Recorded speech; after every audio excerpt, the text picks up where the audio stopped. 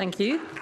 I now call on Jim Fairlie to be followed by Ariane Burgess. Up to 6 minutes, please, Mr Fairlie. Thank you very much, Presiding Officer. And not often that I would agree with Liz Smith, but there was so much in there that I would absolutely agree with.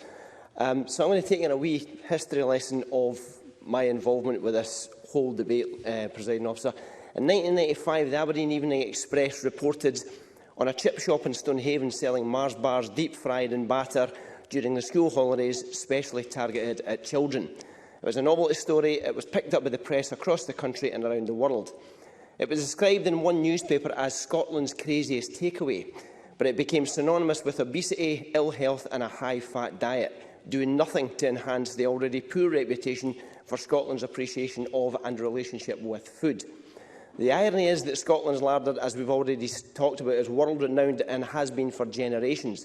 The lamb, the beef, venison, salmon, shellfish, whisky, potatoes, haggis, neeps, the world knows all about our loved home produce, yet we still had the reputation for being the sick man of Europe, with a very unhealthy relationship with alcohol and fatty, obesity-inducing foods. Absolutely. Yeah. Brian Whittle. I'm very grateful to Mr Fairlie for taking an intervention. I wonder if you'd agree with me in considering this. We have to look at planning and where we put fast food outlets and whether or not we allow things like burger vans anywhere close to our schools, so we can encourage our children to an uptake of school meals.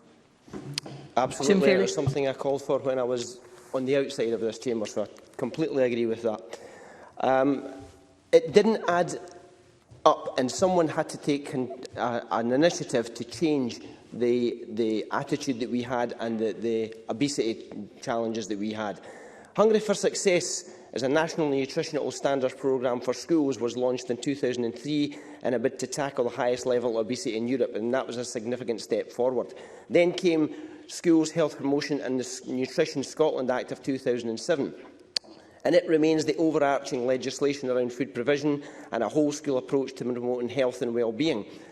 A review of the regulations took place in 2017 and were revised again in 2021, meaning that schools now take account of health and well-being planning, and we introduced universal free school meals in primary schools, and this is to promote social justice and is a vital service as the cost of living crisis that we are facing takes hold.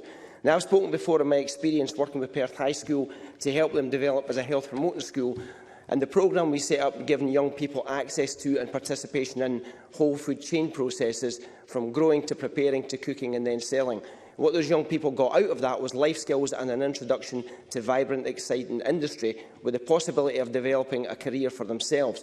My involvement at that level with my children's school was mainly down to a changing attitude and culture around food across schools and local authorities, driven by these various governmental initiatives, and in particular the 2008 National Food and Drink Policy for Scotland. Now, this was a landmark piece of work from Richard Lochhead and the first of its kind in Europe. I'm not going to quote what he said because I don't have time.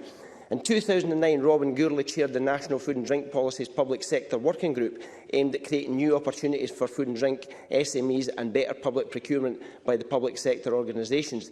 His success in East Ayrshire meant that he was the right person to chair this group, looking at how we could put the talk into action. And the report he authored was aptly called Walking the Talk, Getting Government Right. In that report, sustainable development and accounting for social, economic and environmental value of food and awarding contracts was introduced, as was the social return on investment. These were two vital elements in driving the move away from pence per meal to deliver wider value for money across society, a crucial difference in changing attitudes to the real value of food in public procurement. Seeing the whole picture from legislation in this place to working with it in the fields, if you'll pardon the pun, has been of huge value and emphasises to me why we need to get it right. Our global reputation for quality food is fabulous. Our imagery and marketing have been superb. The Scotch Whisky Association were undoubtedly frontrunners. I'm sorry, I don't have time. Undoubtedly frontrunners, and others are learning from them. The Scottish Government's genius incorporation of Scotland Food and Drink to be that collaborative linchpin for the whole food industry under the stewardship of James Withers has been a massive success. Our reputation for quality places to eat out in Scotland is growing, led, I'm very proud to say, by my brother's restaurant at Gleneagles, and still the only 2 Michelin star restaurant in Scotland. Appreciation of our homegrown and local food offering has grown massively, and again I'm proud of my own small role in establishing Scotland's first farmers' market, which led to an explosion of farmers' markets across the country, farm shops, local food delivery businesses, And creating that connection between growers, farmers, fishers and producers and consumers has been pivotal in getting us to where we are now. Our street food culture has equally grown exponentially. Small artisan traders getting out there and cooking fabulous tasting, locally sourced, top quality foods. A world away from when I started Festival Catering, where organisers now recognise that quality food is something to be proud of and an important element of any event. Now, I mention all this to emphasise that we are on a journey that we've been on for a long time, and one which we have made great strides and improvements. And there is a danger in this debate that we are dismissing all that has gone before without recognising its value and, importantly, its lessons. So, Presiding Officer, we have come an extremely long way in a relatively short period of time, but there is much more to do, and that's where this Good Food Nation bill comes in. Its requirement to set out a plan has been criticised for lacking ambition, for being too narrow, for not having targets and for missing an opportunity. I disagree, because these claims are missing the fundamental point of what has already been achieved. This bill is the next stage to embed and boost all of that good work. It's a framework bill that will focus the minds of those in the public sector to ensure every aspect of their thinking has a regard to food and its role in every function of their operation. Across all departments, local authorities will have to take cognizance of all these aspects and include them in their thinking. I'll finish there. The bill strengthens the levers for change and continues the cultural shift that Scotland has been on for over 2 decades.